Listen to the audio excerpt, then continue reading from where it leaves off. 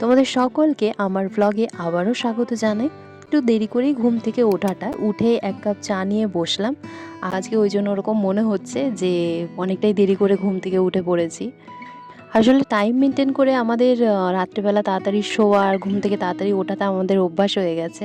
তোমরা যত তাড়াতাড়ি উঠবে, যত প্রকৃতির সাথে তোমরা টাইম স্পেন্ড করতে পারবে না, তোমরা খুব ভালো একটা পজিটিভ ভাইবস ফিল করতে পারবে। অনেকদিন ধরেই ভাবছিলাম যে আমার হেয়ার অয়েলটা আমি বানাবো, তো সময়ই হয়ে উঠছিল না। অয়েলে যেগুলো দেবো সেইগুলো জবা পাতা, তারপরে তোমার কারি পাতা, দেখতেই পাচ্ছ তোমরা। এটা আমি একটু ভালো করে ধুয়ে পাতাগুলো বিশেষ করে একটু রোদে শুকোতে দিয়েছি যাতে এর ময়েশ্চারটা বেরিয়ে যায়। জবা ফুলের পাপড়ি, জবা ফুলের পাতা, আর সর্বশেষ যে এটা হচ্ছে রোজমেরি লিভস, এটা ড্রায়েড। এটা আমি অনলাইন থেকে পারচেস করেছি। অলরেডি এখন 1:30টা বাজে, তো আমি খেতে বসে গেলাম। যদি চাও তোমরা কিন্তু ইউজ করতে পারো।